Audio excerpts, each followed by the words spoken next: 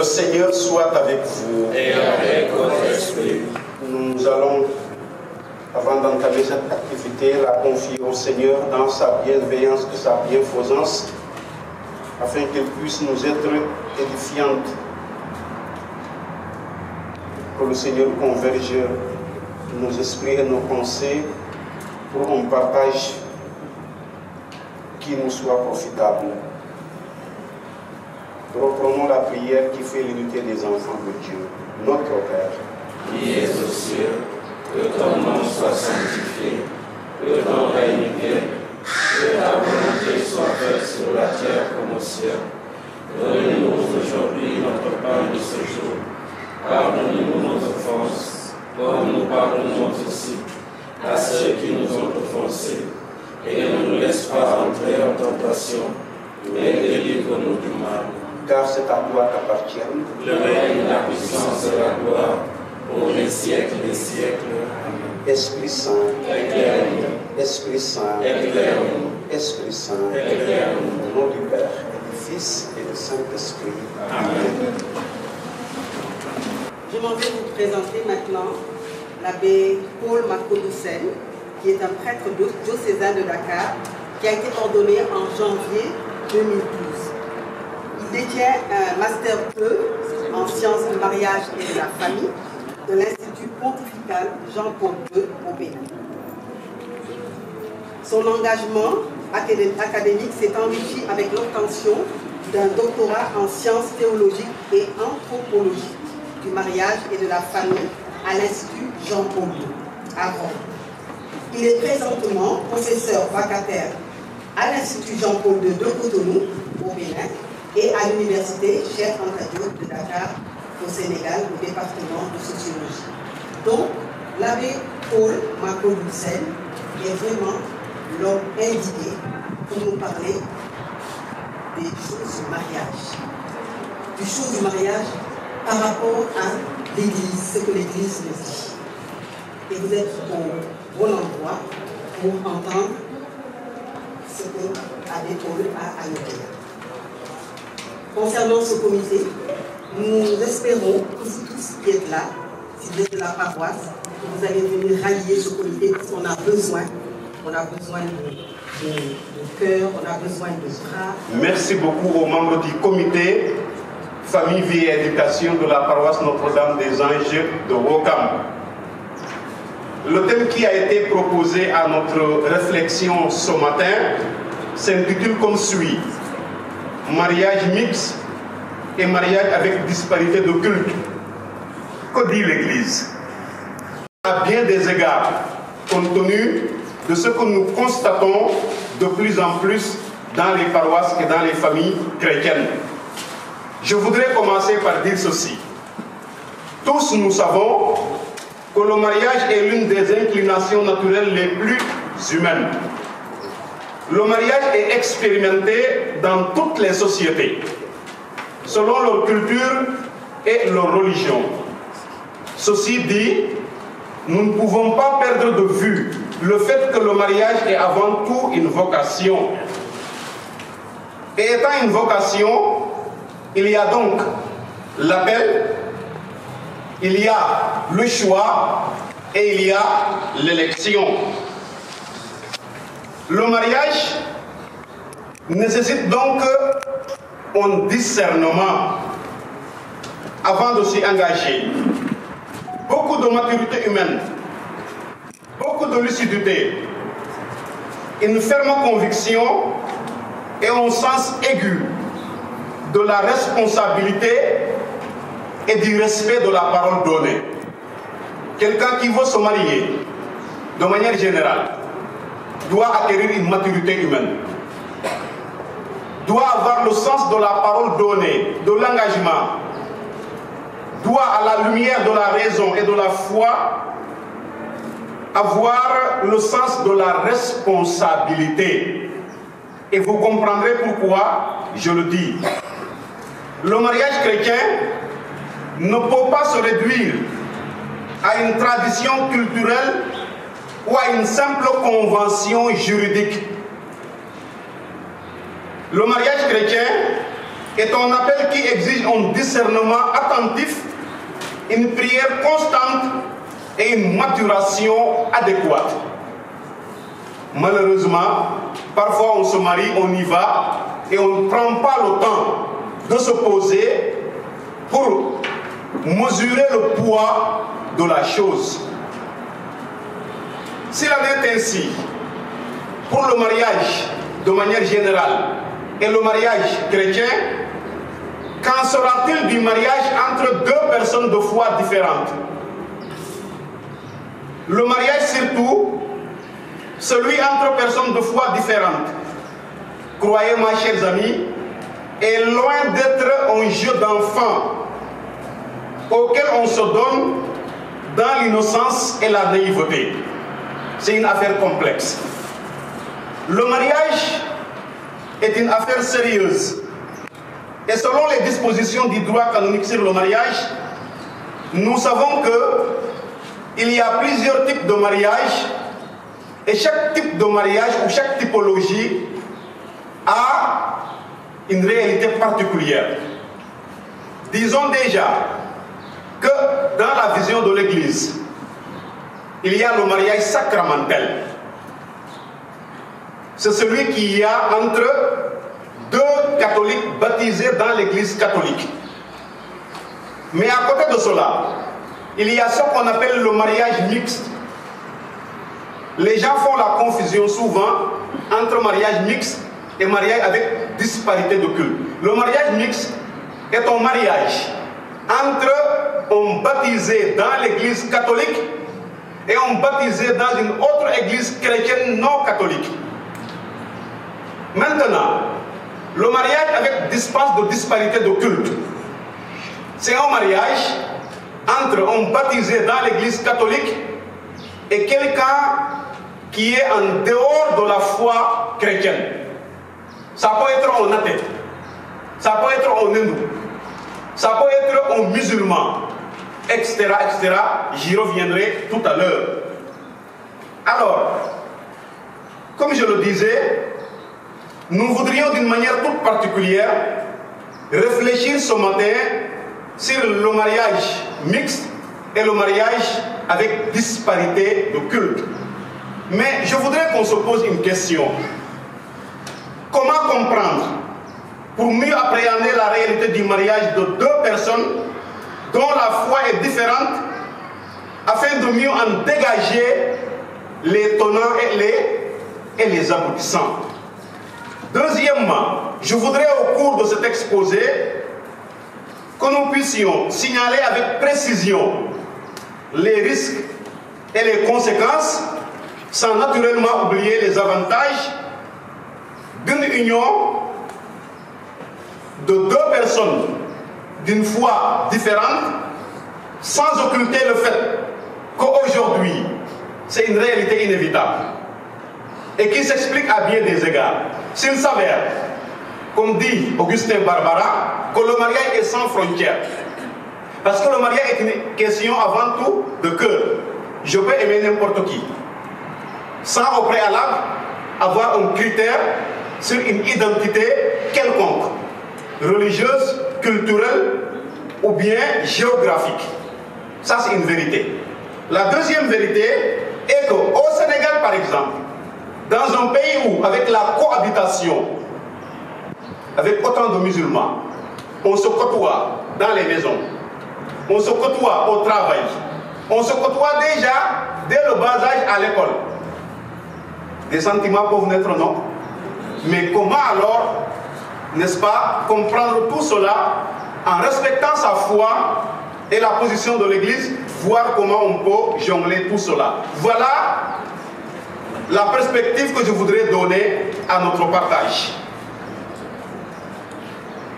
Pour en arriver là, je nous propose d'aller chercher ce que dit la Bible par rapport au mariage mixte ou au mariage avec disparité de culte. J'utiliserai généralement le mariage interreligieux.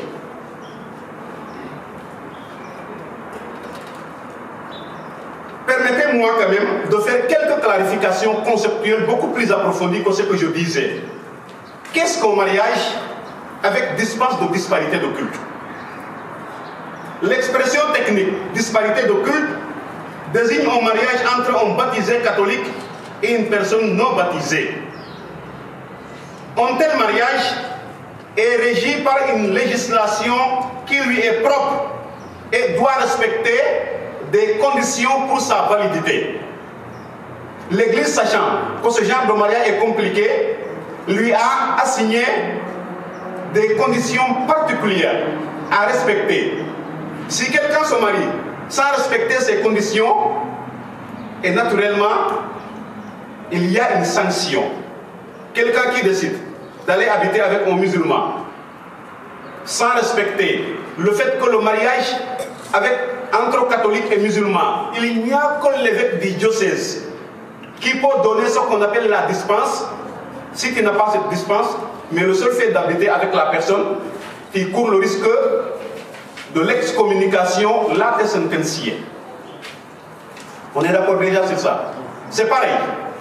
Nous savons qu'on peut appartenir à la même église chrétienne.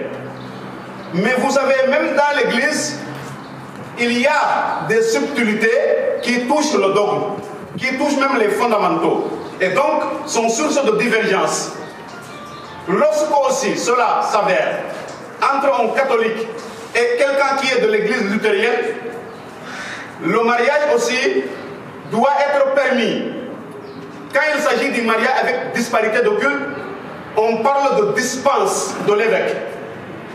Parce que c'est un cas de figure qui appartient à ce qu'on appelle les empêchements d'irriment au mariage. Ils sont 12 selon le code de droit canonique.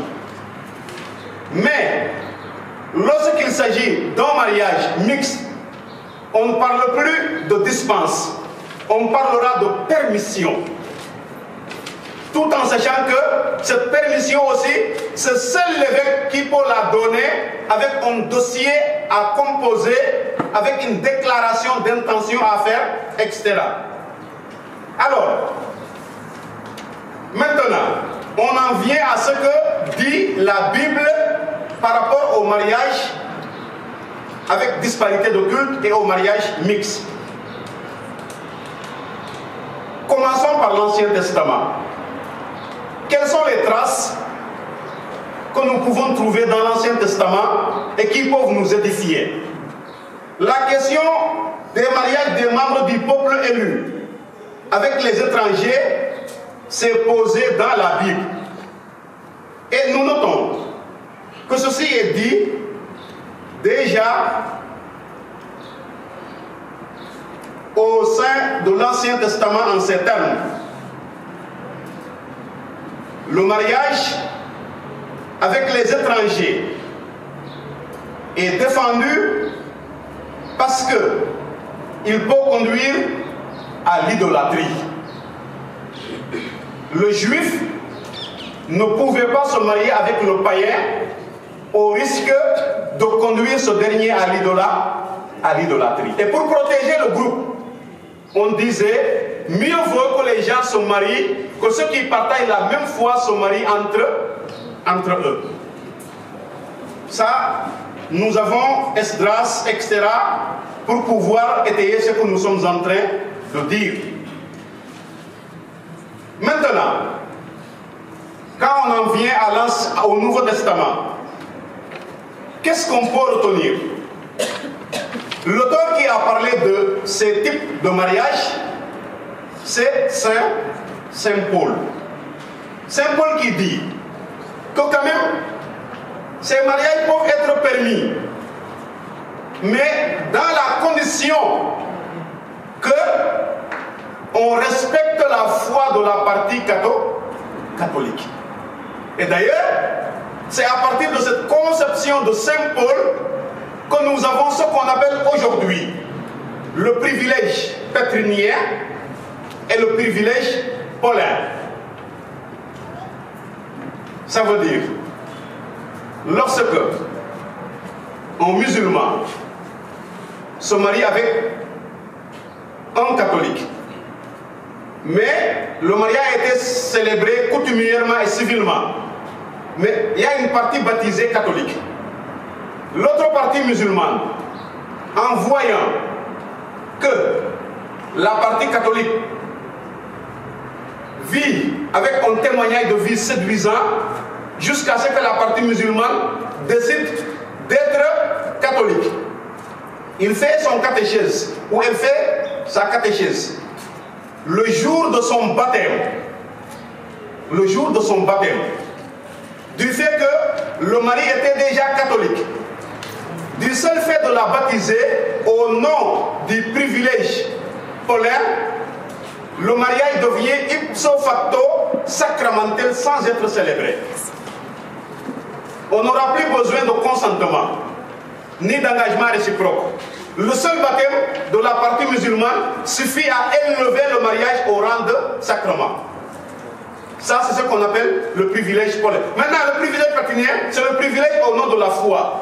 On dit que si une partie catholique se marie avec un musulman, et ce dernier, après mariage, va contraindre la partie catholique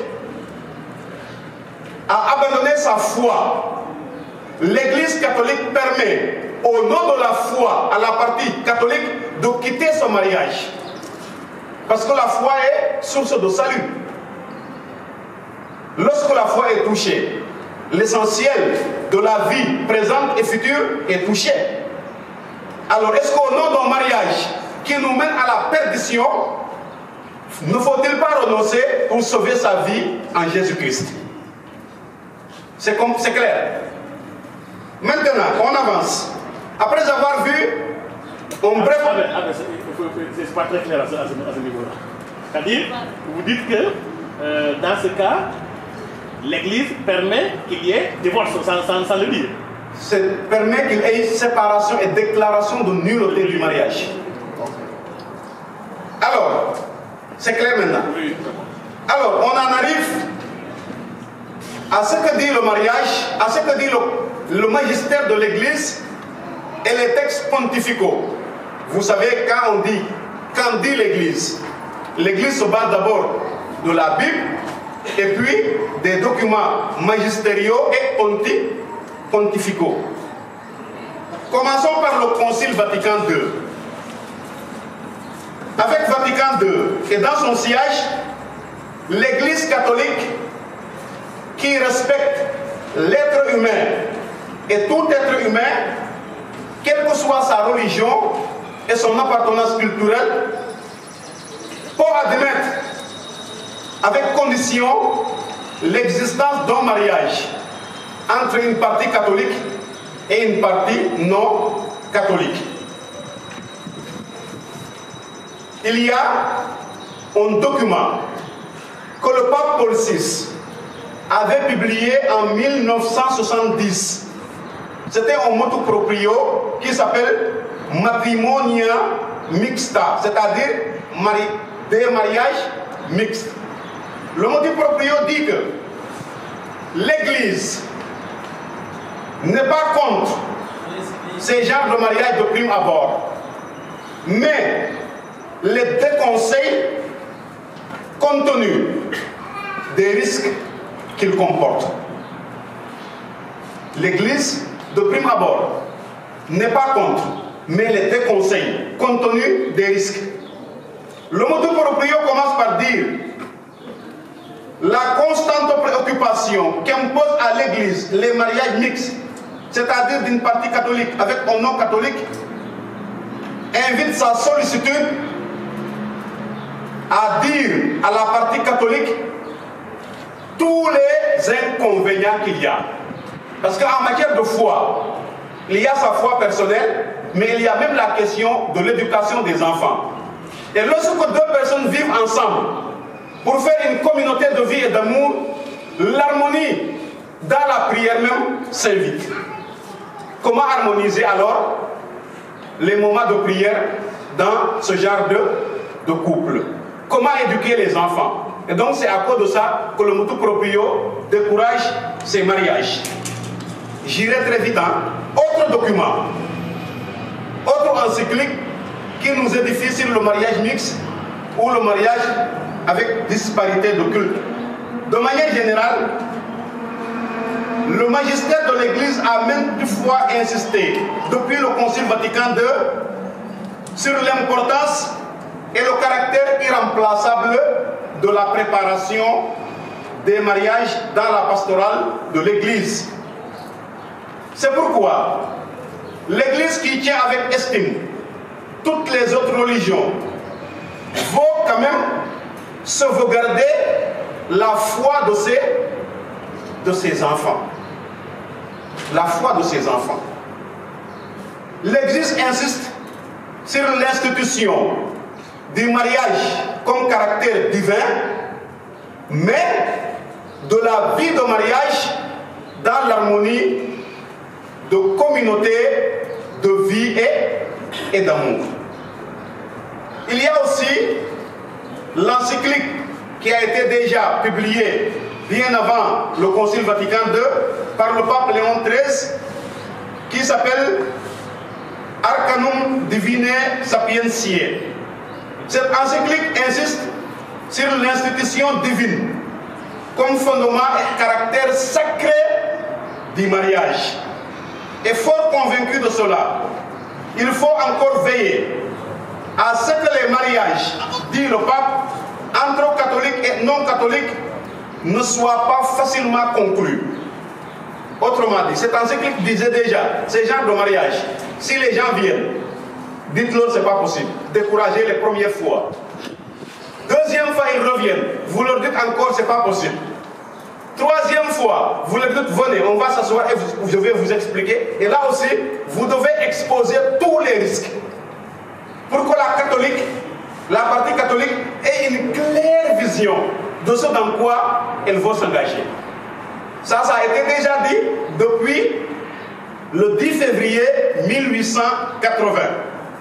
Encore, une autre encyclique de 1930 du pape Pie XI qui s'appelle Casti Connubii.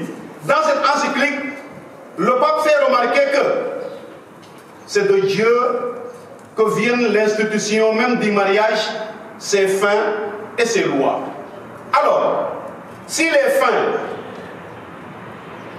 les lois et surtout la notion de vocation de mariage n'est pas partagée de la même manière entre les deux parties qui veulent se marier, on sait qu'il y a un problème. L'Église catholique dit que le mariage déjà est monogame. La partie musulmane dans sa tête, on peut toujours être polygame. Hein? Comment converger ces deux? Généralement, les gars, quand ils sont aveuglés par l'amour, ils te disent oui. Hein? Mais c'est pour te plaire. Quand il va partir, avec la pression sociale, la pression familiale, le gars lui-même, il subit des pressions. Il commence à changer d'avis. Parce que, vous savez, le schéma mental dans lequel l'individu a été formé devient une seconde nature. Et chasser le naturel, il revient au... Alors, il y a un autre motu proprio, ou plutôt une instruction, matrimonium sacramentum, une instruction de la sacrée congrégation de la doctrine de la foi sur le mariage. Celui-là est plus récent, il date de 1966. En quintessence, cette encyclique dit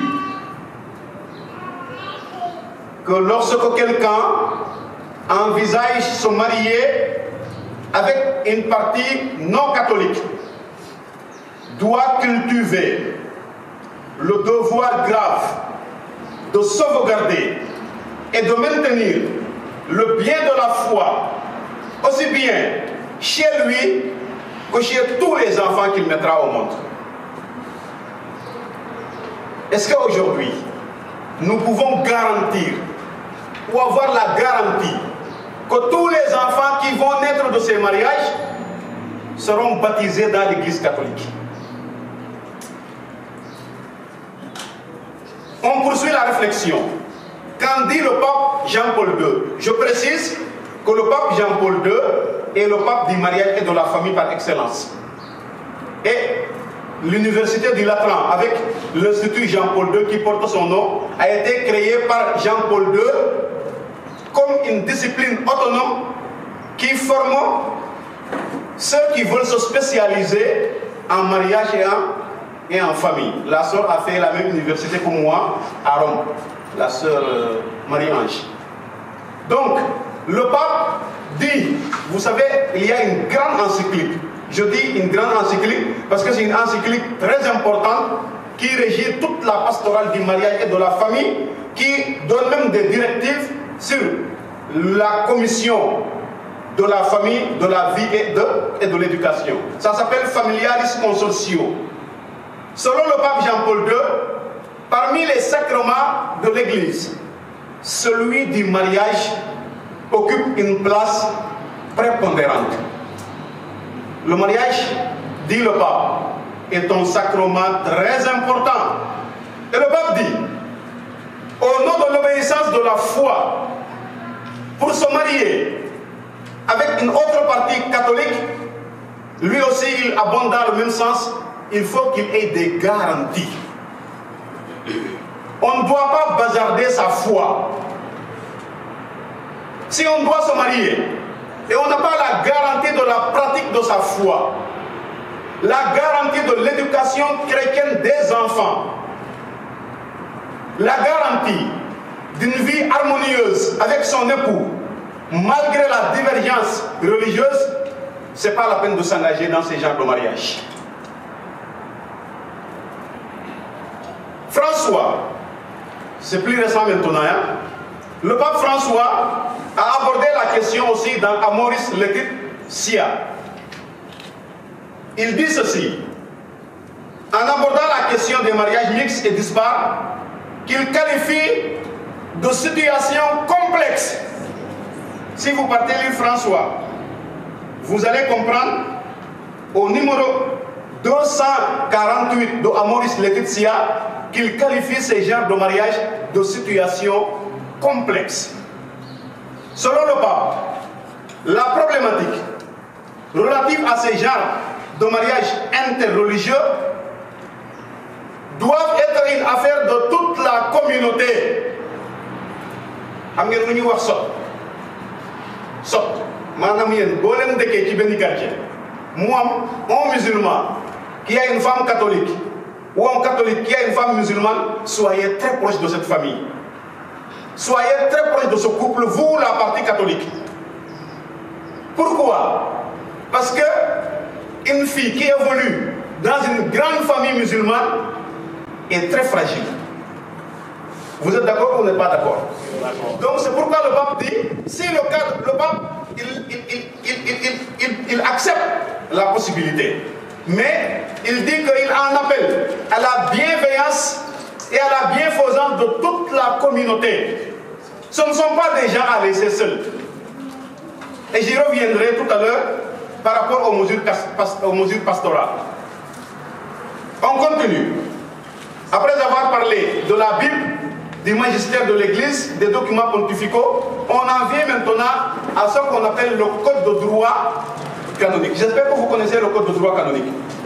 C'est le document de l'Église qui régit l'ensemble des sacrements et le mode de gouvernement, de fonctionnement, de sanctification de l'Église. Alors, le code de droit canonique, à partir du canon 1055, aborde et aborde la question du mariage dans sa typologie sacramentelle, mixte et avec disparité de culte. On pose déjà une question qui nous oblige à réfléchir. On dit que la partie musulmane accompagne la partie catholique. Je prends le cas des musulmans seulement, parce qu'au Sénégal c'est le plus fréquent. La partie musulmane, tout ce qu'il dit, elle dit oui. Déclaration d'intention, le gars écrit, en vertu de l'amour que j'ai pour tel, je m'engage sous mon honneur à respecter le vote de l'Église, à aimer ma femme et à respecter sa foi, à baptiser les enfants. Et on signe. 2 ans plus tard, le gars commence à dire à sa femme, de toute façon là, aller à l'église, les réunions des femmes catholiques c'est trop, hein, ça ne peut plus continuer. 3 mois plus tard, il commence à dire, attention, quand tu vas à l'église, la cuisine là, on ne mange pas tout. Il faut que tu commences à arrêter. L'enfant, il dit, est-ce qu'on va baptiser? Il est folle. Baptiser qui ici? La famille commence à mettre de la pression. On dit à la fille, de toute façon, quand elle prépare d'ailleurs, c'est arabe. C'est de la manipulation psychologique. On commence à te mettre une pression à telle enseigne que, même si tu n'abandonnes pas, tu baisses. Et au fur et à mesure, ça peut être néfaste. Or, ce qu'il faut retenir, c'est que l'Église n'a aucun pouvoir pour sanctionner la partie musulmane. Aucun pouvoir. Ce qu'on a signé là, ça n'a pas été garanti chez un notaire ou chez qui que ce soit. C'est entre le prêtre qui doit célébrer et les conjoints. Comment on peut sanctionner cette personne? Dans une mentalité au Sénégal où il y a la loi Waret, quelqu'un peut dire quelque chose aujourd'hui et 2 ans il dit le contraire. C'est d'arrêt de tu fais. Alors c'est pourquoi le code de droit canonique met quand même des garanties et des conditions. Alors, la première disposition, c'est ce que je disais tout à l'heure, c'est la déclaration d'intention. On fait tout pour faire signer le gars, en espérant que c'est un homme de parole. Parce que si il n'est pas un homme de parole, on est mort. Deuxièmement, c'est quand même l'instruction ample de la partie non chrétienne sur la réalité du mariage catholique.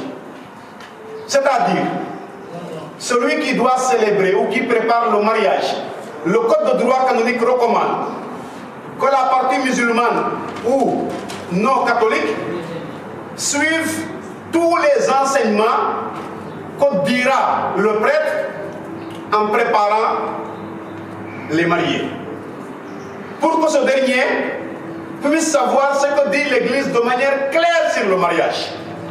Et s'il est prêt à respecter ça, pendant qu'il est temps, on dit oui. Mais pendant qu'il est temps, s'il n'est pas prêt, il peut toujours renoncer. Maintenant, le code de droit canonique aussi cherche une garantie sur les enfants.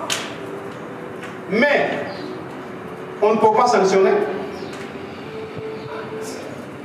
Si on instruit les 2 parties, l'une des parties n'étant pas catholique est d'accord, mais à un moment elle change, on est désolé, mais il n'y a rien à faire. Le code aussi parle même de la forme liturgique de ces mariages. Comment célébrer ces genres de mariage? Étant donné qu'il n'y a qu'une partie qui va communier, s'il y a communion. Pour qu'il n'y ait pas confusion et pour que ça n'encourage pas les autres à le faire, l'Église catholique recommande fortement que ces genres de mariage soient célébrés sans Eucharistie. Parce que quelqu'un va venir, on a dit la messe, on a fait les engagements, etc. Le gars dit, ah, ils se sont mariés religieusement, hein? Mais alors que ce n'est pas un mariage religieux. Ce n'est pas un mariage religieux. Ce n'est pas un mariage sacramentel. C'est une bénédiction pour habiliter la partie catholique à pouvoir communier après. Bénédiction. Alors, les considérations pastorales. Vu la complexité, comme dit le pape François, de la question, vu la réalité du mariage comme vocation, et les conditions que ça exige pour être bien vécu selon l'esprit de l'Église catholique, qu'est-ce qu'il faut dire? Doit-on encourager ou doit-on dissuader? Vous-même, qu'est-ce que vous dites? C'est vous-même qui le dites. J'ai le courage alors de continuer. Donc, la question de la foi mérite une réflexion sérieuse. Parce que lorsqu'on doit s'engager dans un mariage qui compromet son salut, est-ce que ça ne vaut même pas la peine, ou ça ne vaut pas mieux autant pour moi-même d'être célibataire? Ça dépend. Il y a une dame qui n'est pas d'accord. En tout cas, il y a des attitudes pastorales à prendre. Nous devons continuer à sensibiliser sur la question. Nous devons continuer à exposer tous les risques. Nous devons continuer à rendre les chrétiens fiers de ce qu'ils sont, l'identité chrétienne. Parce qu'aujourd'hui, il y a des femmes, pour la plupart des cas que j'ai rencontrés, qui se sont engagées dans ces genres de mariage et qui ont perdu la foi, qui ont fini par apostasier, parce qu'à un moment, ils ont relativisé leur propre foi. Et au lieu de donner, beaucoup de gens tu vas te marier dans une famille musulmane et toi-même tu ne pratiques pas. Mais c'est facile de te faire changer de religion. Donc, même si aujourd'hui on ne peut plus éviter ce genre de mariage, il faut les diminuer le maximum possible. En 2021 ou 20, j'avais écrit un livre sur les mariages islamo-chrétiens au Sénégal, les implications théologiques et pastorales. Le livre est là. J'avais fait des enquêtes que j'avais distribuées dans beaucoup de paroisses et à des gens qui ont vécu ce genre de mariage. Mais je me suis rendu compte qu'entre Monseigneur Théodore Adrien Sarr et Monseigneur Benjamin Ndiaye,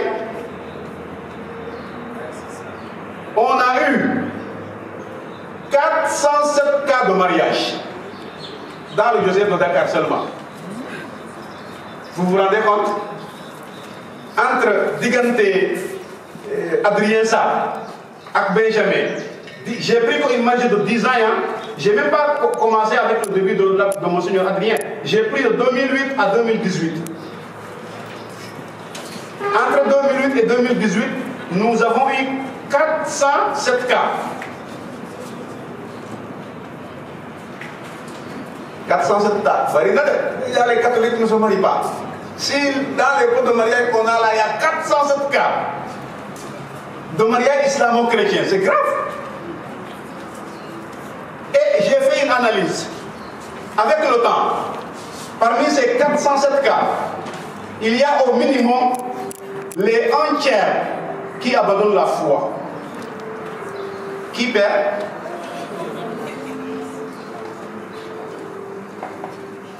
Alors, les quelques forces qu'on met en branle, c'est la fameuse question du dialogue islamo-chrétien. Or, le dialogue là, c'est un dialogue de vie, mais il n'est pas un dialogue doctrinal.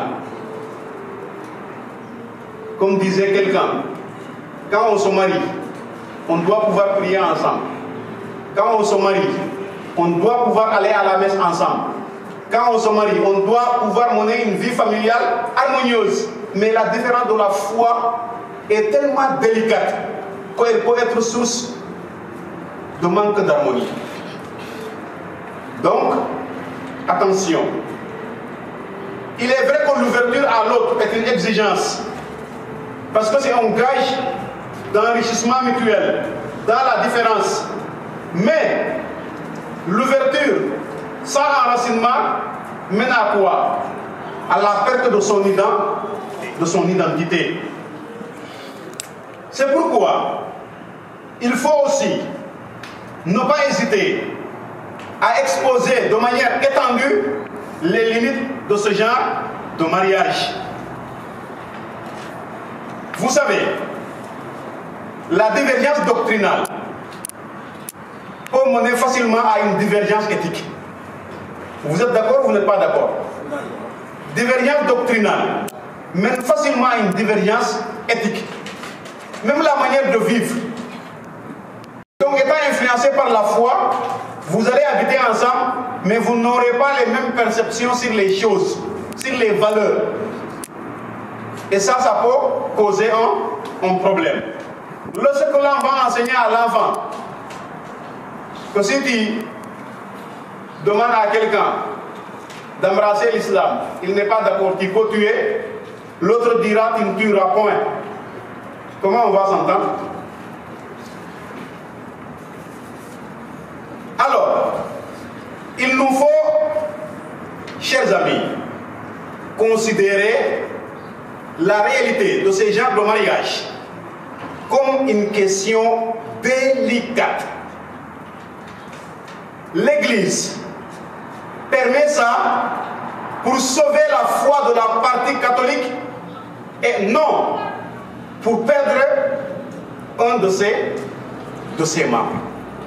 Retenons en conclusion que ces genres de mariage ne sont pas encouragés par l'Église catholique.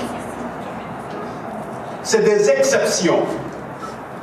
Et cela est d'autant plus vrai que pour que ces mariages soient célébrés en bonne et due forme ou bénis, autant pour moi, il faut soit la dispense de l'évêque, soit la permission de l'évêque. Demandons au Seigneur de continuer à protéger la foi de tous ceux qui se sont engagés dans ces genres de mariage. Demandons au Seigneur de protéger ceux qui vivent ce genre de mariage, de même que leurs enfants, afin que, loin d'être un frein, à la fois, ces genres de mariage puissent être des différences qui enrichissent pour la gloire de Dieu et le salut de l'humanité, qu'il en soit ainsi maintenant et pour les siècles des siècles. Amen.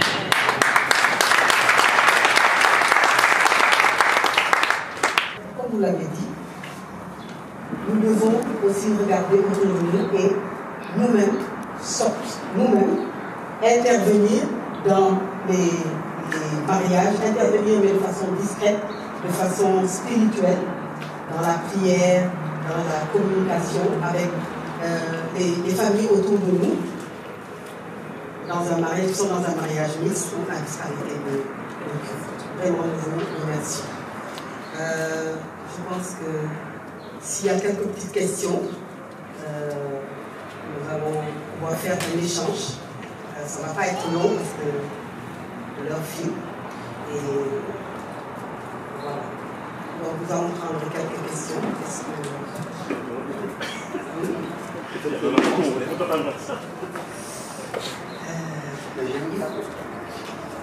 Il faut que les questions soient concises, courtes, s'il vous plaît. On va commencer par monsieur. Voilà, merci à pour le Maputo. Bon, ce n'est pas une question, je voulais seulement dire que nous, les chrétiens catholiques, comment est-ce que, avec les belles filles catholiques que nous avons, l'éducation qu'elles sont, comment aller chercher une musulmane? Je me suis tout le temps dit, je n'arrive pas à comprendre. Dans ce pays, on disait avant que les filles catholiques n'ont connu une porte. Mais c'est le contraire maintenant. Les filles catholiques ont appris. Elles ont su maintenant qu'un mari, pour le conserver, il faut savoir s'occuper de lui. Les filles musulmanes ne le font pas mieux que les autres. Et donc, je donne ma petite expérience personnelle. J'ai une petite amie musulmane, je vous assure, quand on lui a dit que M. Ndiaye, il sera le dernier à changer de religion au Sénégal, la fille a pris la fuite. Parce qu'il savait très bien que la foi ne se vend pas. Vraiment, nos filles catholiques, faites l'effort de savoir que quand je vois un chrétien qui se marie avec un musulman, et que je vois avec tous les chrétiens qui sont là, qui sont disposés à se marier, on va se rentrer dans une aventure incroyable. Je vous assure, j'ai 33 ans de mariage, c'est rien du tout. Mais je vous assure qu'on peut vivre le mariage dans la fidélité, dans l'amour, avec nos femmes catholiques. Évitez de vous marier avec des filles musulmanes. Honnêtement, je n'en vois pas la raison. Et puis, les femmes catholiques, elles sont aussi belles, aussi expertes dans tout ce que vous voulez. En tout cas, voilà ce que je voulais dire. Merci beaucoup.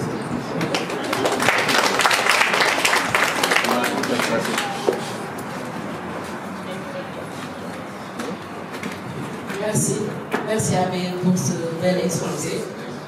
Je voulais que vous reveniez sur le fait que vous avez dit tout à l'heure que le mariage avec disparité de culte, c'est une bénédiction et il n'y a pas de célébration eucharistique.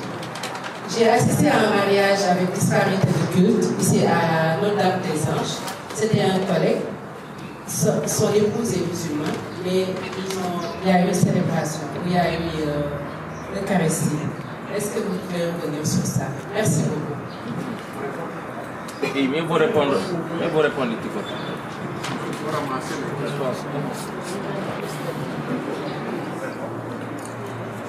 Question-réponse, c'est mieux. Il faut prendre 5 secondes.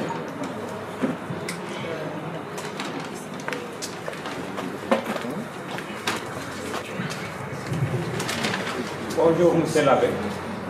Moi, la question que je me vais poser, comme le mariage a disparité de culte, et surtout voué à des problèmes, pourquoi ne pas trouver une solution pour les empêcher? D'autant plus qu'on sait d'habitude, les problèmes sont souvent liés à des problèmes de moyens. Parce que quand la femme dépend de son mari, à un certain moment, le mari lui fait des chantages, donc c'est sûr qu'il y a des problèmes. Donc c'est un mariage qui est introduit tout en sachant que les problèmes sont là dedans. Donc pourquoi ne pas les interdire? Moi, c'est la question que j'avais posée.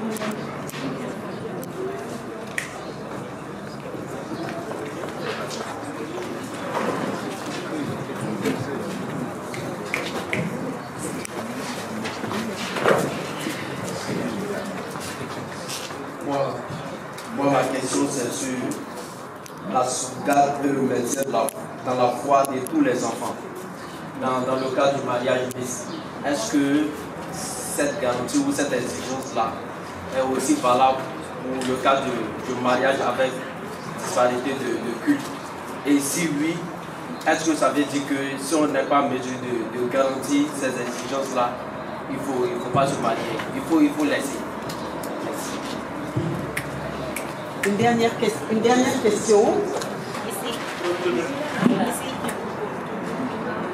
Une dernière question.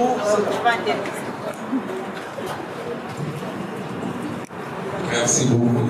C'est un thème très important et très intéressant. Comme on dit en CRR, chez nous, on dit que la femme n'a pas de religion. Vous êtes CRR, je pense, en tant que tel. Vous connaissez bien cet adage.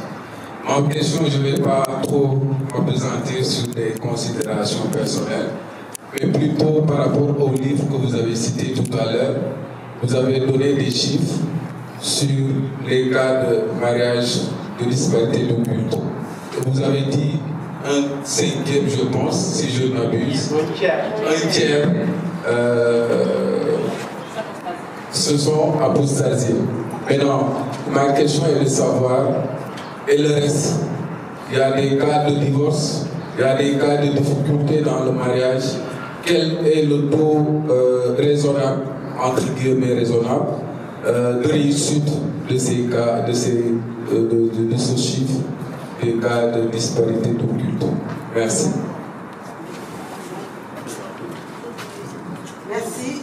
L'abbé Paul va répondre à ce groupe de questions et on va ouvrir une deuxième liste. D'accord, merci beaucoup. Merci à M. Ndiaye pour la contribution. Je pense que c'était une contribution, on appelle de sage, compte tenu de l'expérience de la vie. Et effectivement, parfois, bon, on ne peut pas aller chercher ailleurs. Hein. La part qui me revient fait mes délices. J'ai le plus grand. J'ai le plus grand. Vous ne connaissez pas cette parole du psaume. La part qui me revient fait mes délices. Et je considère que j'ai le plus grand héritage. L'héritage de la foi. N'est-ce pas? Alors, par rapport à la forme liturgique, je précise que ces genres de mariage ne sont pas sacramentels.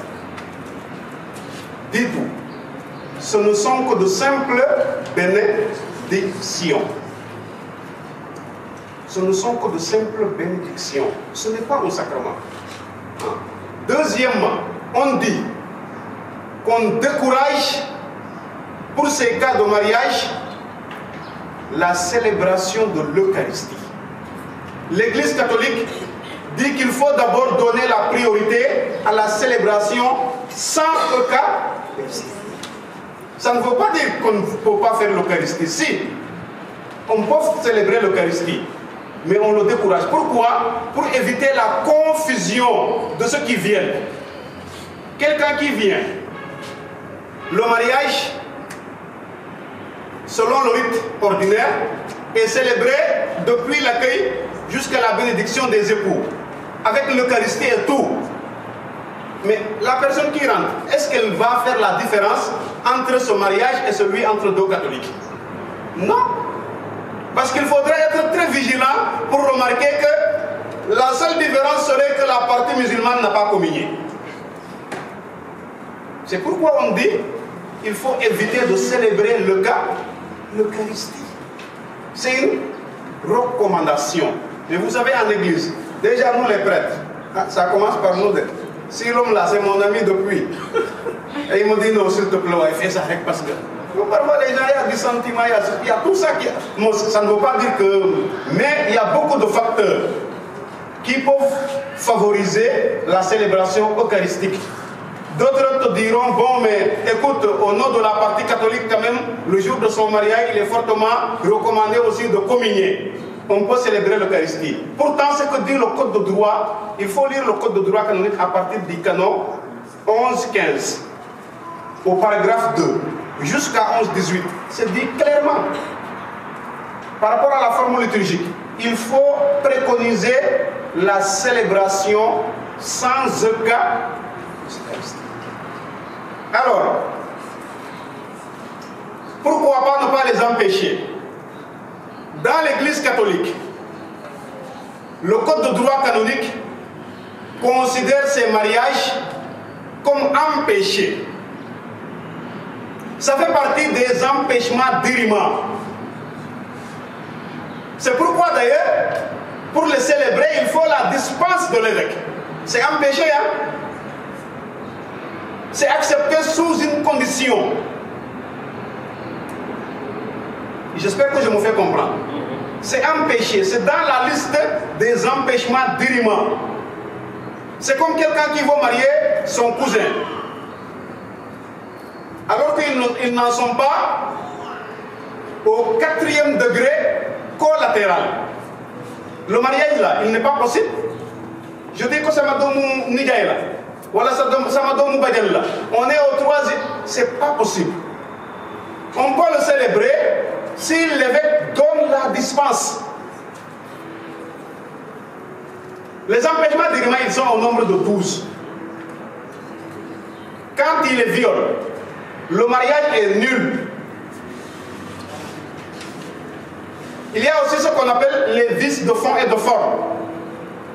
Tout ce qui est crainte révérentielle, incapacité psychique de ceci, cela, quand vous faites les enquêtes canoniques, vous les voyez, non? Le rapt. Tout ça, hein, le mariage entre musulmans et chrétiens entre dans la catégorie des mariages empêchés. Maintenant, par sollicitude pastorale, l'Église catholique donne le privilège à l'évêque ordinaire du lieu, après jugement mûr de la situation, de permettre ou de ne pas permettre. Parce que quelqu'un peut demander ça, l'évêque refuse, hein, et à juste raison. Et c'est pourquoi je vous disais qu'il est recommandé déjà aux prêtres de les décourager. Quand ils viennent vous voir, le prêtre doit leur dire non d'abord. Une deuxième fois, il doit dire non d'abord. Et puis quand ils insistent, on dit, bon, vraiment, comme c'est une question d'amour aussi, on ne sait pas si le gars là, s'il ne marie pas cette fille, il n'aura plus jamais de femme, ceci, cela. Bon, on fait accord au bénéfice des doutes. Il va quand même, ou elle va quand même conserver la foi, puisqu'il y en a qui ont reçu quand même. On ne peut pas dire tout de suite que c'est mauvais chez tout le monde. Bon, on dit, bon, on va voir. Et après, on écrit une lettre d'ailleurs. Il faut écrire une lettre justifiée à l'évêque, pour dire que moi, pasteur, j'ai accompagné ce couple. Je fais confiance à la partie musulmane et je connais la partie catholique. Parce que l'évêque n'a pas toujours le temps aussi d'avoir une... L'évêque ne se base que sur le rapport que fait le prêtre. Mais l'évêque peut être instruit au-delà du prêtre. Parce que l'évêque a cette possibilité aussi. Hein. Tu peux écrire ton document, tu vas. Avant même que tu n'arrives, mais le gars il a toutes les informations qui vont au-delà de ce que tu as écrit. Donc là aussi à ce niveau, nous considérons que, étant empêché, on ne peut pas y aller tout de suite, mais c'est permis parce qu'on veut opter pour ce qu'on pense aurait être un bien supérieur. L'éducation des enfants. Vous savez, comme je vous disais, normalement dans la déclaration d'intention, le gars doit dire qu'il va accepter l'éducation des enfants dans la foi catholique. Hein? Mais comment on peut faire pour lui exiger ça? Quels sont les moyens, les outils que l'Église dispose pour imposer à un musulman de baptiser son enfant? Il n'y en a pas. Pour imposer à un musulman qui a une femme catholique d'éduquer les enfants dans la foi chrétienne, de pratiquer la religion, on n'a aucun moyen, aucun outil.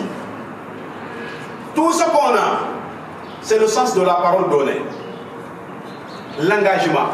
Quand je m'engage, je dis ça. Et l'Église catholique demande à ce que le gars signe.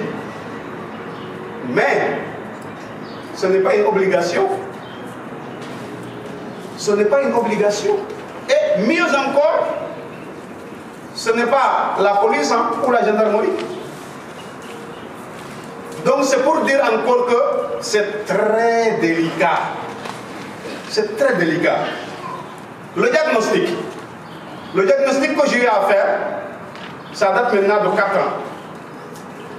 Je n'avais pas mis l'accent plus sur les cas qui effectivement ont réussi.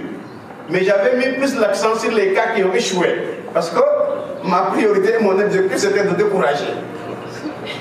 Voilà. Mais moyennant, j'ai été invité par un couple qui a 50 ans de vie, de mariage avec disparité de culte. Et les enfants, il n'y a qu'une seule fille d'ailleurs qui est musulmane, tout le reste c'est des catholiques. Et ils vivent très bien, vraiment, machallah. Mais c'est que parmi ces gens-là, ils risquent de faire 5 pour en trouver un autre.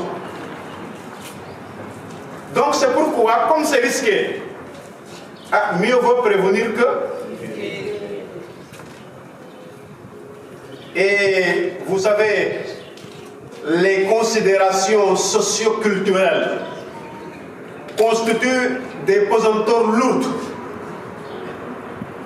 dans certains milieux que vraiment on est parfois partagé.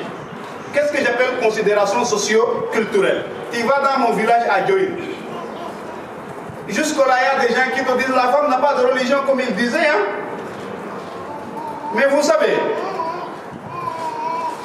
la question de l'infériorité de la femme, qui constitue pour moi la plus grande injustice que l'humanité a infligée au féminin, continue à raisonner, quels que soient les combats. Parce que tout est lié de là. Parce que le statut de la femme était un statut secondaire par rapport à celui de l'homme. Et cela, toutes les sociétés l'ont partagé, depuis les primates anthropoïdes. Aujourd'hui, on sait que la foi ne dépend pas d'un sexe, mais d'une identité ontologique. On va continuer à dire que les femmes n'ont pas de foi ou de religion. Ça là, ça doit cesser.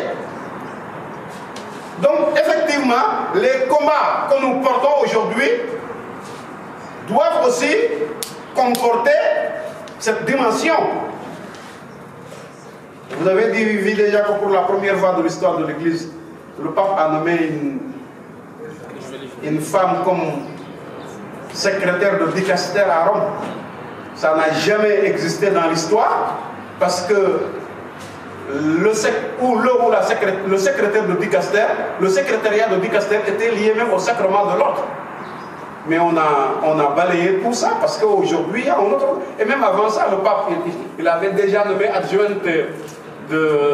Comment il s'appelle oh là là, j'oublie. C'était aussi une religieuse. Avant de nommer secrétaire de dicaster, il avait déjà nommé une adjointe. Donc tout ça constitue une évolution comme pour dire qu'il y a des propos qu'on tenait il y a 100 ans, ça ne peut plus continuer à être perpétré, je veux dire. Bon, ce n'est pas ça l'objet du sujet, mais puisqu'on a parlé de femmes et religion, bon, je fais allusion à tout ça. Mais c'est un ensemble. J'ai fini les questions, je crois. Les 5 premières. S'il y a quelqu'un qui n'est pas satisfait, par contre, oh, c'est bon, madame. Donc on ouvre une deuxième liste. Ce sera 1, 2, 3, le numéro 24 et 6. Bonjour à tous. Bonjour. Merci Abbé. C'était vraiment très clair. Je vois quand même pour les baptêmes des enfants une certaine difficulté juridique quand c'est l'homme qui est musulman. Parce que quand il s'est marié à la mairie, on dit que l'homme est le chef de famille et c'est lui qui prend en charge sa femme, qui prend certaines décisions. Et on voit que certaines permissions des enfants sont signées par l'homme. Donc il y a cette difficulté qui peut pousser au niveau du couple l'homme à dire que je dois refuser le baptême de mes enfants. Et c'est connu, on le voit souvent dans certains couples. Au début ça va, mais après avec la pression des parents, et toi tu te dis que tu es le chef de la famille, pourquoi je vais laisser mes enfants rester catholiques ou me laisser baptiser? Merci. Donc c'est pour dire encore que c'est...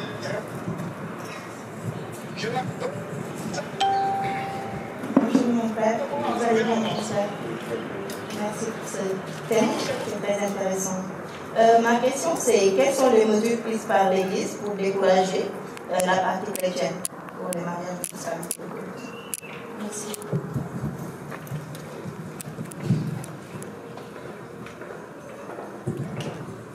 Merci beaucoup, Père, pour cet enseignement vraiment très édifiant. J'ai deux petites préoccupations. Vous avez parlé du mariage avec disparité de culte et aussi mixte. Mais il y a un aspect aussi très important que vous n'avez pas pu toucher, le parrainage. Le parrainage d'un couple catholique devant un couple qui est non catholique ou bien avec disparité de couple. Que faire dans ce moment-là? Il faut une autorisation du curé de la paroisse, il faut une autorisation aussi de l'évêque. Et aussi, j'ai une deuxième préoccupation. Il y a un mariage qui a été béni dans l'église catholique, bien sûr avec disparité de culte. Mais par après, il a été déclaré nul parce que le couple a dû abandonner l'église catholique, peut-être pour aller chez le musulman. Mais après un certain moment, le couple s'est dit que non, vraiment, conscient que nous sommes, nous devons regagner l'église catholique. Alors, quelles sont les démarches à entreprendre? Merci beaucoup.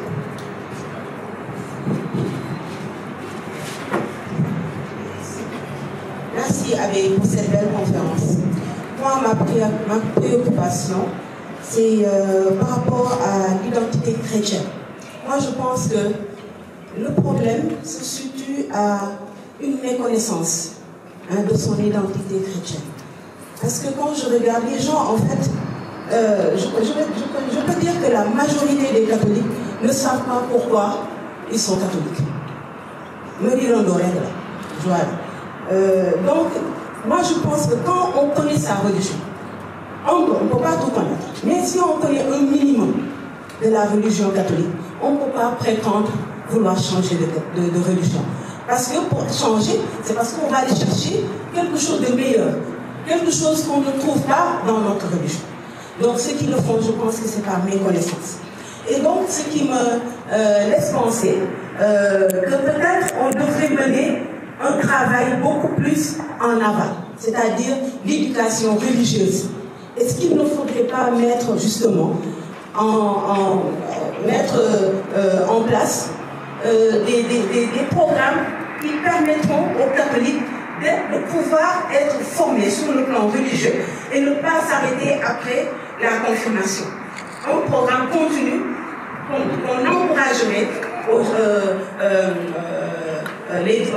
on encourage les catholiques à pouvoir embrasser ces différents programmes de formation dans la religion, justement pour pouvoir avoir un ancrage certain qui va leur permettre de ne pas être tentés par cette apostasie. Merci. Voilà, et la dernière question. Excusez-moi.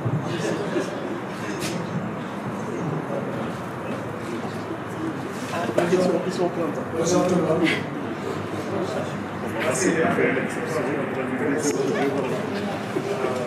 Moi, je me demande,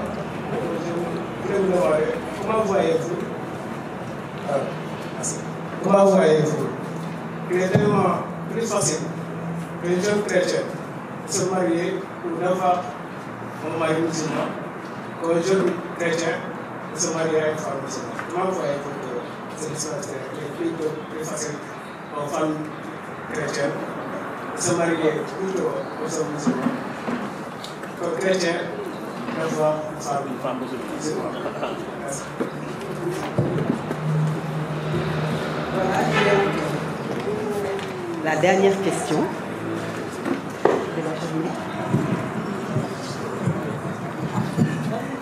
Bonjour.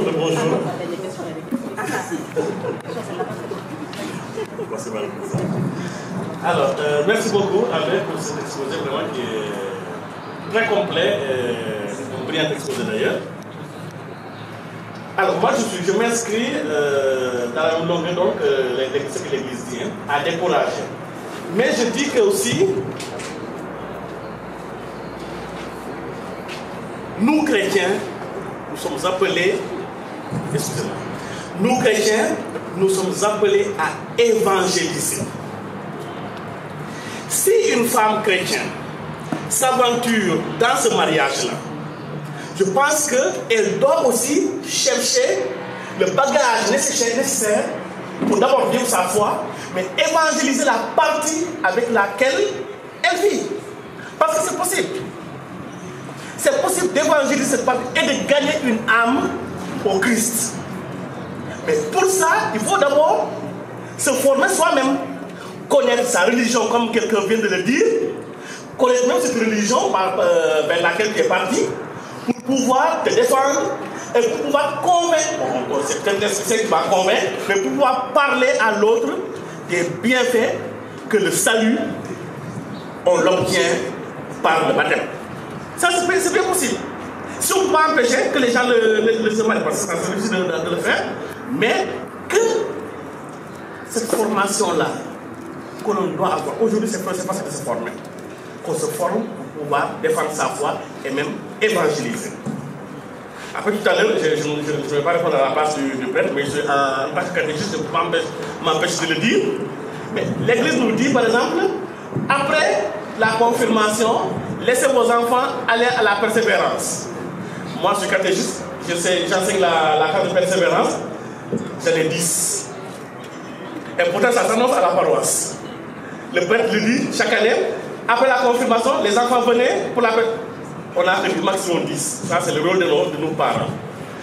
Mais ma question, c'est, vous avez parlé du privilège paulien et le privilège pétrien. C'est bien ça. Alors, est-ce que dans ce cadre-là, on peut intégrer le fait que le monsieur qui n'est pas catholique s'engage à respecter la foi de la partie chrétienne, s'engage à ce que les enfants soient éduqués selon les valeurs chrétiennes, mais qui, une fois le mariage célébré, refuse. Est-ce qu'au nom de cela, on peut déclarer le mariage nul? Parce que la femme se dit non, je n'accepte pas. Puisqu'on avait dit que les enfants allaient être baptisés, si tu refuses, moi aussi, ma foi, je vois que ma foi est un peu froissée, donc je ne veux plus le mariage. Est-ce que dans ce cas, le mariage serait nul? Merci.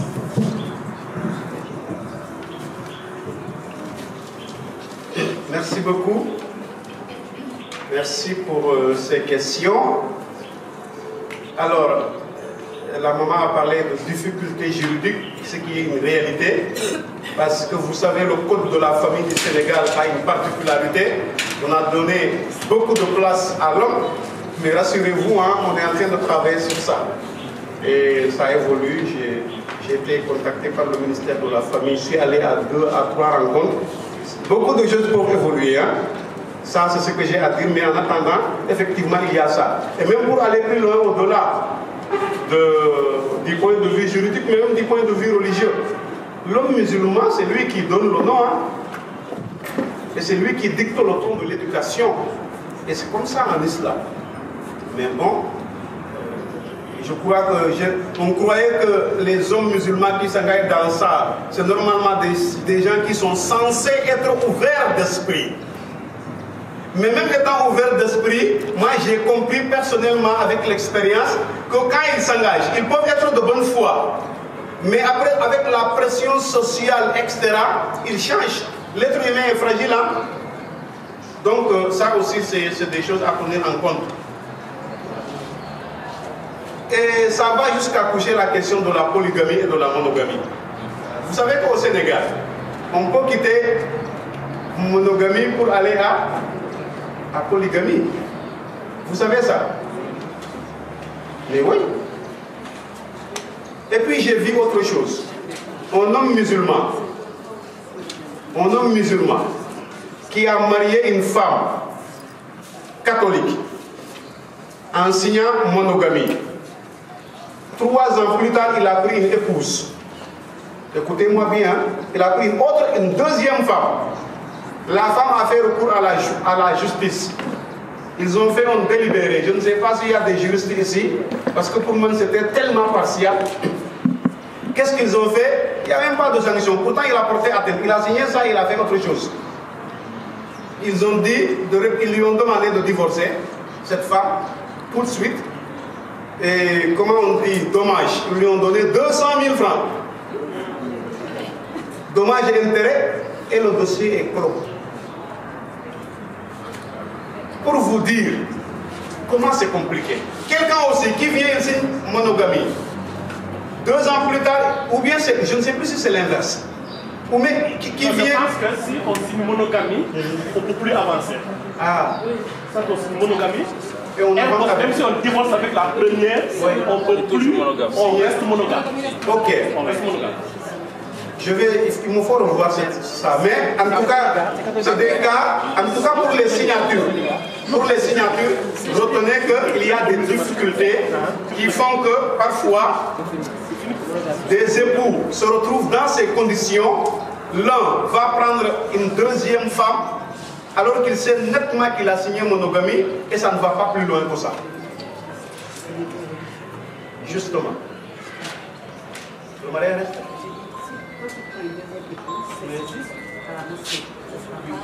Non, ça ne sera pas, même si c'est. Mais la mosquée est reconnue, c'est un mariage religieux. Dès qu'il y a atteinte au mariage, en contractant un lien, que ça soit coutumier ou que ça soit civil ou que ça soit religieux, c'est un mariage. Alors, par rapport aux mesures pour décourager, il y a plusieurs mesures pour décourager. On a déjà enregistré ça dans les empêchements d'Irima. Ça veut dire qu'il faut être endurant pour se lancer dans ça. Deuxièmement, on dissuade quand même les personnes. On te dit non, etc. Troisièmement, on expose les risques. Et après maintenant, bon, vous savez aussi, hein, on ne peut que ça. On ne peut pas aller au-delà, on ne peut pas prendre une décision à la place des gens. L'Église ne peut que conseiller, éclairer. Mais les décisions reviennent au sujet. Le parrainage. J'ai pas encore. Bon, si ce que j'ai compris par parrainage, c'est le fait de demander à un couple ancien de parrainer un couple jeune. C'est ça, non? Je n'ai pas encore vu un couple catholique qui est parrainé par un couple musulman. Ça peut exister, mais je n'ai pas encore vu ce cas de figure. Bon, peut-être qu'il y en a ailleurs. Et je n'en connais pas. je n'en connais pas. Et même si ça arrivait, peut-être ce que peut copier le couple catholique de ce couple musulman, c'est les valeurs humaines. Les valeurs humaines, quand même, ne sont pas l'apanage simplement des catholiques. On est d'accord sur ça? Voilà, donc on peut quand même puiser du bien chez l'autre différent de nous religieusement. Donc peut-être tout ça, et puis l'expérience aussi, hein, le mariage, quoique ayant un fondement solide du point de vue religieux, est quand même une réalité qu'on partage toutes les cultures de tous les temps. Donc au-delà d'une question religieuse, c'est un phénomène hautement humain. Alors la question de l'identité chrétienne et formation. Je suis d'accord sur le principe qu'on ne connaît pas parfois notre foi.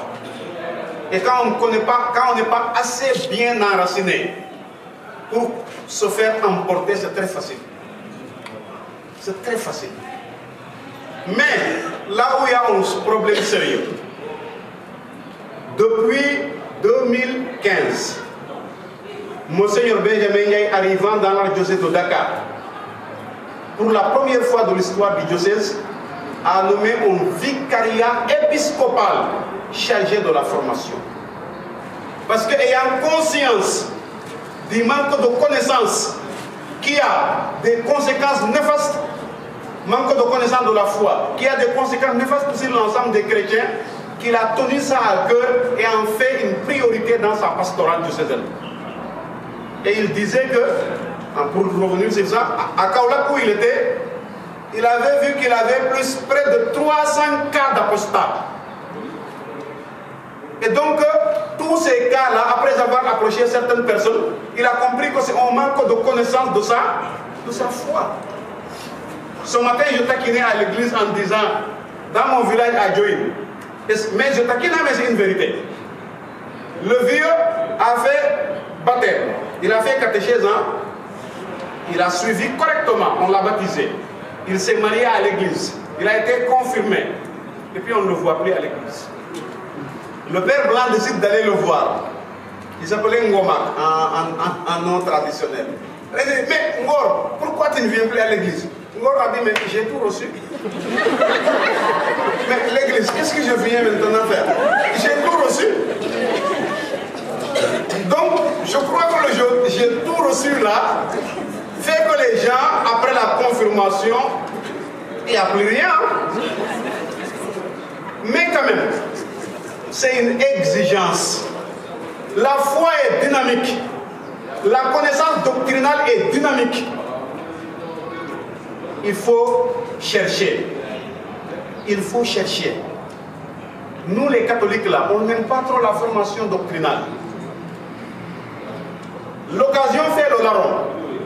Au moment où nous sommes là pour réfléchir sur le mariage, le vicariat diocésain chargé de la formation a convoqué tous les laïcs du diocèse au Cap des Biches. Et au même moment là-bas, si tu vas, ils sont là-bas en train de se former.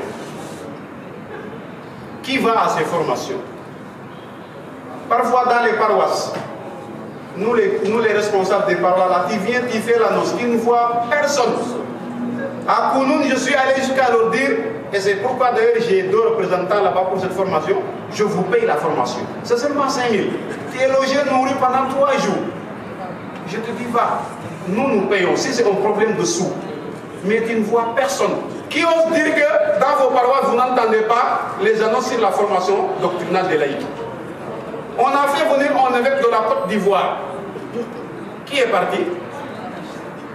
Le cas est là. Toute la paroisse de Notre-Dame des Anges. Voilà, on a invité. Encore que c'est acceptable ça.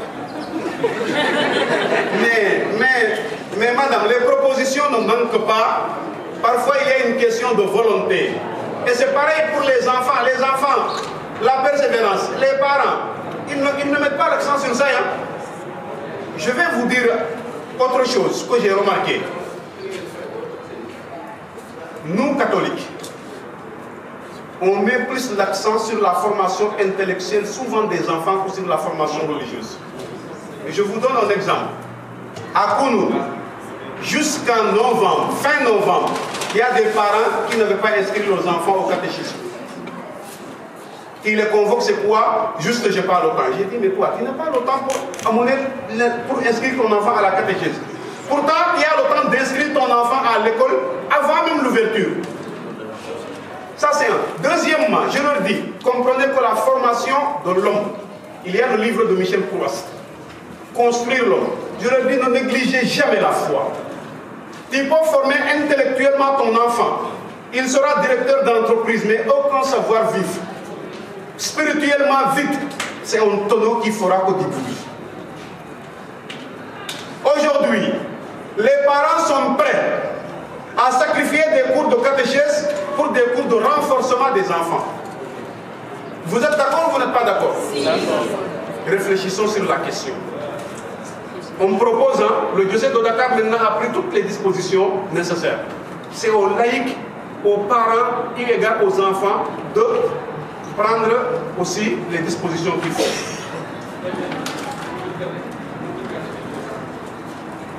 Je ne sais plus un truc que je notais et je ne sais plus lire parce que j'ai écrit vite. En tout cas, la question pour défendre sa foi. Saint Pierre a dit, sachez rendre compte de votre espérance, de votre foi, de votre charité. On ne peut donner que ce que l'on a. Aujourd'hui, quand on ne connaît pas, comment on peut transmettre la foi à son enfant? L'enfant qui revient avec son cahier, on lui a posé des questions de catéchisme. Il court chez maman d'abord. Premier réflexe. Il dit, maman, on nous a posé cette question. Et voilà, il pose la question, comment tu peux m'expliquer la Trinité? Elle lit, elle sait qu'elle ne comprend pas. Même les 7 sacrements pour les citer, elle sait que soit elle prend son téléphone, mais comme ça elle ne pourra pas. Elle dit, non, je suis occupé, va chez papa. Papa aussi ne peut même pas répondre. Comment on peut avancer avec ça? La transmission de la foi.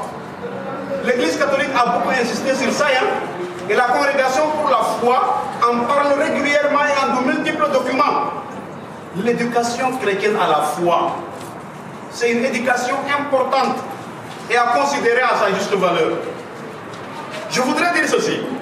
La question que tu as posée, ce qu'il faut éclaircir, c'est qu'au mariage, je le dis et je le répète, au mariage, célébré ou béni entre un catholique et un musulman ou un non-catholique, n'est pas un sacrement. Par conséquent, il n'y a même pas de déclaration de nullité. Pour qu'il y ait une déclaration de nullité d'un mariage, il faut qu'il soit un mariage sacramentel. Si tu veux revenir, on va suivre la procédure pour les apostats, c'est tout. C'est-à-dire, un prêtre doit te suivre pendant 6 mois et il doit faire la profession publique de la foi avec un questionnaire et une admission nouvelle. Le prêtre doit te dire, c'est toi qui avais... Bon, c'est parfois humiliant, mais tu dois te mettre devant tout le monde. Et il y a des curés qui te disent, ce sera une messe dominicale et la plus grande. Tu te mets devant tout le monde, tu dis, toi là, tu avais abandonné la foi. On va comprendre là. Redis le credo, tu dis, on te pose des questions, tu réponds. Et après, tu es réadmis. Mais ces cas de mariage n'ont pas besoin de kia, parce que c'est des mariages qui ne sont pas sacramentels. Donc il n'y a pas lieu de faire recours pour une déclaration de nullité. Je ne sais pas si tu comprends ce que j'ai dit. Ouais. C'est un mariage, tous les mariages qui ont besoin de procédures pour déclaration de nullité autant pour moi, doivent être des mariages sacramentels. C'est-à-dire célébrés entre 2 parties catholiques. Autrement, quand il y a séparation, il y a séparation. Maintenant, pour toi, la partie catholique, si jamais, après divorce, ils vont te remarier à l'église, même si c'est avec un catholique cette fois-ci, il doit avoir la dispense de l'évêque. Oui. Si tu es catholique, si tu te maries avec un musulman, Le mariage est béni, il n'est pas sacramentel. Musulman homme ou bien? Musulman ou femme? Homme ou femme? Musulman ou musulman? Oui, allez-y. Musulman ou musulman, qui qu'il soit. Ce qui nous intéresse ici, on met l'accent sur la partie catholique. Une partie catholique qui se marie avec une partie musulmane et qui divorce. Si elle revient à l'église et elle a un conjoint ou une conjointe catholique maintenant et veut se remarier, peut se marier à l'église, mais aura besoin de la dispense de l'évêque. Pas d'une déclaration de nullité, mais de la dispense de l'évêque. Déclaration de nullité, il n'en a pas besoin parce que le premier mariage n'était pas sacramentel.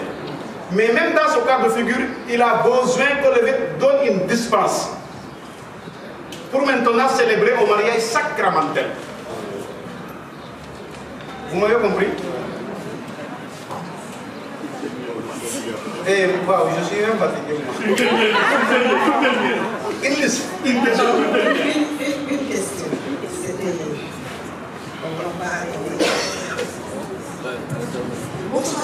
Et bon, excusez-moi, oh là là, c'est ça que j'avais. Pourquoi le cas touche les filles?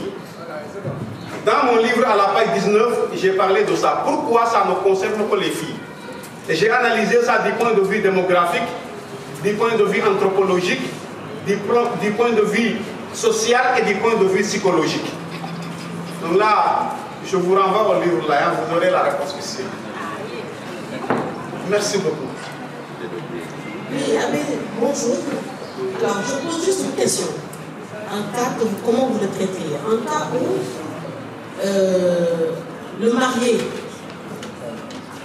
a été baptisé, communié, confirmé, a fait un apostat, ou la mariée, ça dépend, et qu'il veut se marier à l'église. Comment traitez-vous un cas comme ça?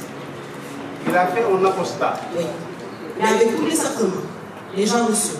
D'accord. Oui. Donc là, il faut marier une autre catholique. Oui. Alors que lui, oui. Ces gens de mariage-là sont découragés formellement. Ça là, c'est découragé formellement. En cas, toi qui étais catholique, avec tous les sacrements, tu es apostasé, tu vas voir quand même un catholique ou un catholique, tu viens pour l'accompagner à l'église. Toi, l'ancien baptisé chez nous. Ça là, je te chasse tout de suite. Ces cas-là, c'est des cas qui sont à dissuader totalement. Totalement. On touche ça touche quelque part les privilèges dont on parlait auparavant.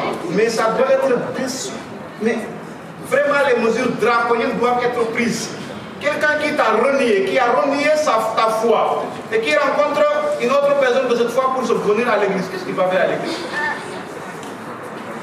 Tu étais des nôtres, tu nous as reniés. Nous aussi, on te renie. C'est dur, mais c'est ça. Qu'est-ce que vous voulez? Vous voulez qu'on l'admette? Mais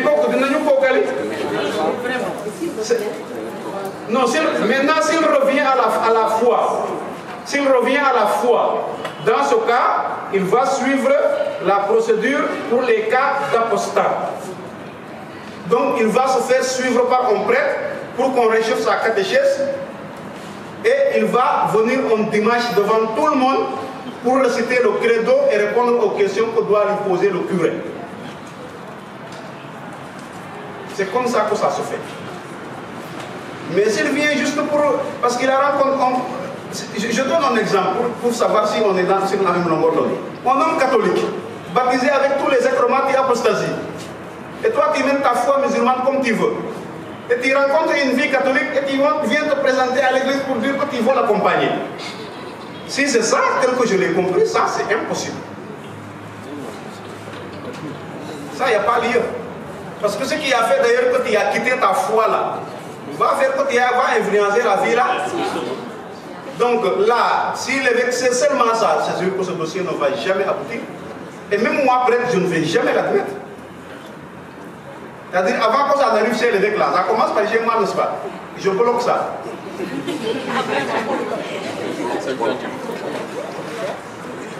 Oui? Annoncez.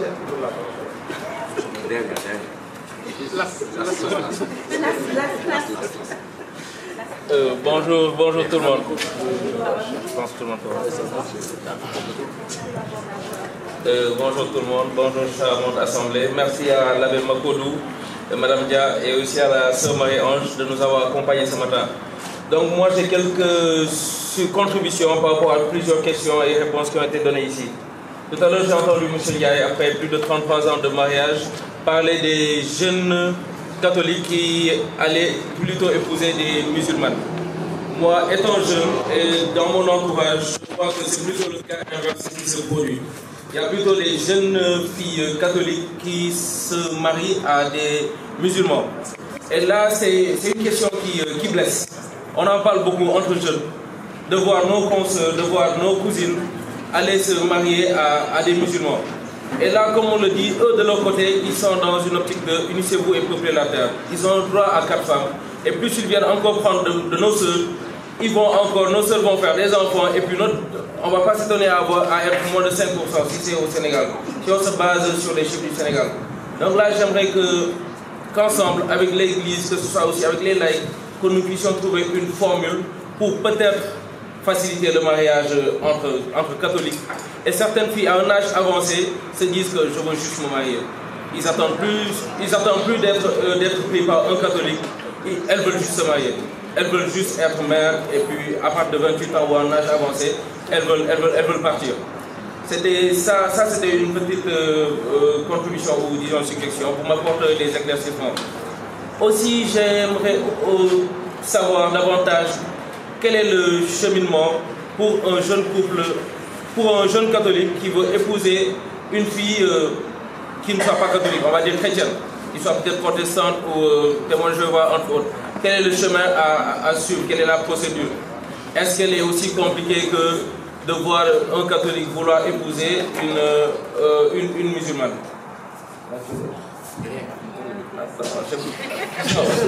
C'est des occasions comme celle-ci que l'on peut profiter pour peut-être partager un peu. Vous parlez aussi de la catéchèse. Il y a la catéchèse la persévérance. Et il y a aussi la catéchèse pour nous autres, la catéchèse pour adultes, qui a été lancée depuis 2011 sous la papauté de Benoît XVI. On l'appelle le UCAT. Nous-mêmes, quand on a lancé la première formation, nous étions à peine une vingtaine. Et après, on ne peut même pas trouver 5 jeunes qui puissent se joindre à nous pour faire la catéchèse pour adultes. C'est un peu compliqué et je ne sais pas quel discours ou quelle prise de parole l'Église devrait même lancer pour trouver un créneau ou une formule pour que ces adultes qui demain seront des parents puissent avoir le bagage nécessaire pour gérer leurs enfants et la famille. Merci.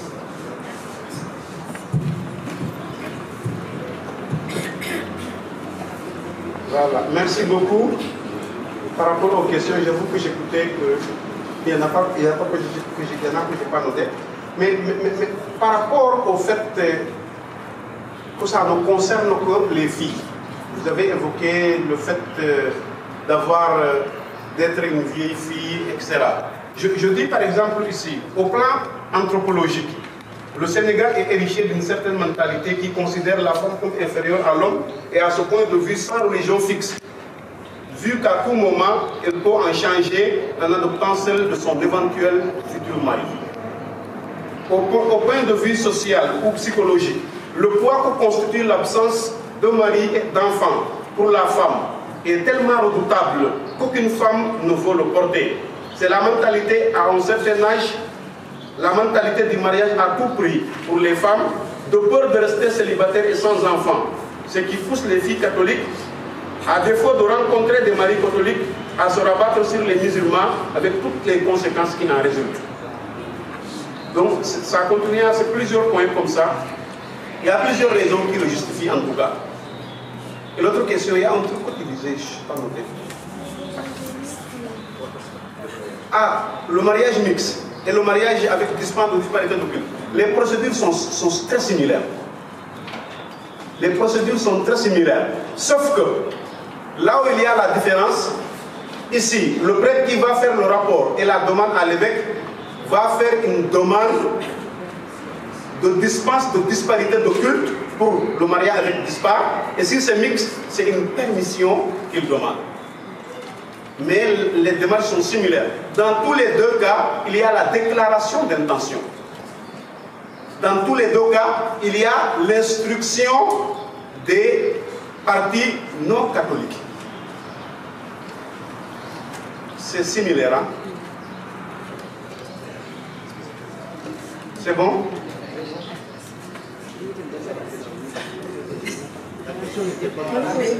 Mon père. Faut lui donner à manger. C'est un sérieux, faut lui donner à manger. Pose déjeuner, c'est un sérieux. Et je pense que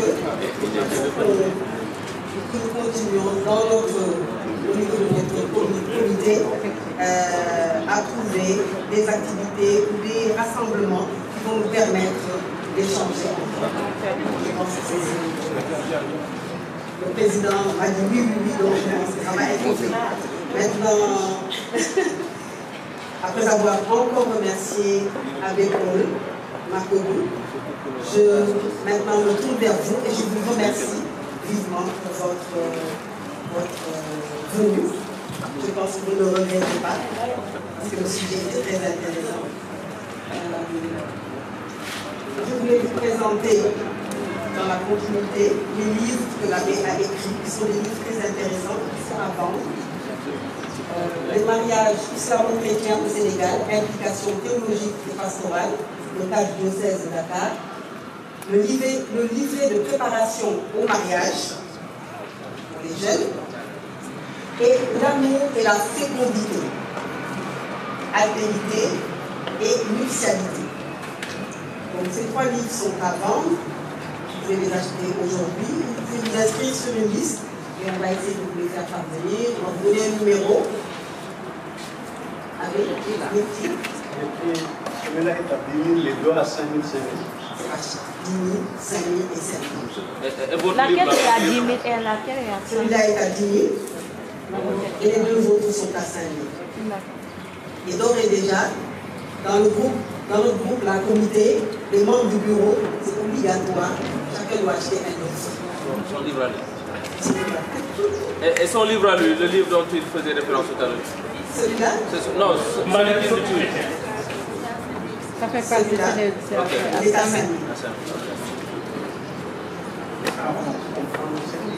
Alors, pour pouvoir comprendre la commission, ce qu'est la commission diocésaine, famille, vie et éducation, vous avez un livre qui est à président. Le livre est à combien? Le livret? Commission diocésaine, il est à combien? 1000 francs. Il est à 1000 francs. Alors, vous allez le lire et après vous allez venir rallier notre comité. Voilà. Donc je redonne la parole au président qui va clôturer. Encore un grand merci à Abbé Paul Makodou. C'est une première ici à Notre-Dame des Anges. On n'hésitera pas à faire recours encore à vous pour d'autres séances de formation. On parle de formation, je pense que c'est dans cette ligne-là aussi qu'on va continuer. Et je pense que la prochaine fois qu'on va appeler, on sera beaucoup plus nombreux que ce que nous sommes aujourd'hui. Je vous remercie aussi, vous qui êtes venus répondre à l'appel du comité. Et j'en profite, comme le dit Mme Dia, notre comité est là depuis maintenant 8 mois à peu près. Et il n'y a pas beaucoup de membres. Nous savons tous que la famille a des défis. Des défis qu'il faut relever. Je n'en dirai pas plus parce que vous savez plus que moi les défis auxquels la famille est confrontée. Venez dans ce comité-là, comité paroissial, pour qu'on puisse travailler ensemble pour mettre en avant les valeurs de la famille chrétienne, les valeurs du mariage. C'est important. C'est important, s'il vous plaît. Nous faisons un appel à tous ceux qui sont là d'intégrer le comité paroissial. Parce qu'on avait déjà un bureau provisoire qu'on avait mis en place, puisque quand la sœur est venue nous le présenter, c'est l'occasion pour moi de féliciter la sœur qui nous a aidé à mettre en place ce comité au niveau paroissial, sœur Marie-Ange. Donc, on a mis en place un comité, un bureau provisoire qui devait prendre fin à la Sainte Famille. C'est la conférence qui a fait que le bureau continue jusqu'à présent, mais on va convoquer très prochainement une réunion pour mettre en place un bureau définitif qui va travailler au niveau paroissial. Donc s'il vous plaît, je vous appelle à rejoindre ce comité. Les réunions, c'est des réunions mensuelles. On tient une réunion mensuelle à la paroisse, le deuxième jeudi du mois. On a déjà un groupe qu'on a ouvert pour que ceux qui veulent intégrer puissent s'inscrire eux-mêmes à partir du lien qu'on envoie. Donc si vous voulez, rapprochez-vous de moi, ou bien de Madame Kiki qui est là-bas, ou bien de Madame Diamem, et vous pouvez intégrer le groupe. Donc encore merci à tout le monde, merci à Abbé, et je pense qu'on va se revoir très bientôt. Et bon appétit à tous. Merci beaucoup.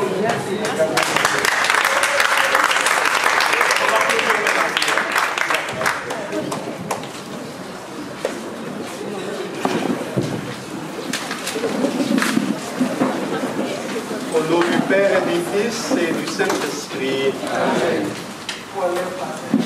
Nous allons demander à la Sainte Famille de Nazareth de continuer à veiller sur nos familles chrétiennes, sur les couples du monde entier.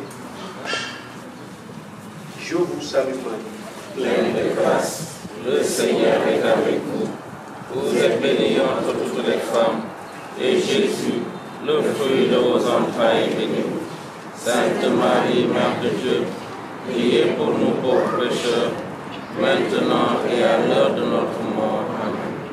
Notre secours est dans le nom du Seigneur qui a fait le ciel et la terre. Le Seigneur soit avec vous. Et avec votre esprit. Dieu Tout-Puissant vous bénisse, le Père, le Fils et le Saint-Esprit. Amen. Est-ce que je peux faire une annonce s'il me plaît? Oui. Alors, au niveau du diocèse, l'archevêque avait donné la recommandation qu'on crée un cabinet diocésain d'écoute familiale et de conseil conjugal. Et depuis 2 ans, ce cabinet est mis sur pied et on a le bureau à la centrale apostolique des œuvres de Dakar. Donc toutes les personnes qui veulent des informations en accompagnement par rapport au mariage ou qui traversent des difficultés dans leur vie de couple et ont besoin de discuter, d'éclairage et autres, peuvent se rapprocher des membres du cabinet. C'est gratuit pour le moment. Vous pouvez vous rapprocher de la sœur. Merci beaucoup. Merci encore. Merci. Merci. Merci encore.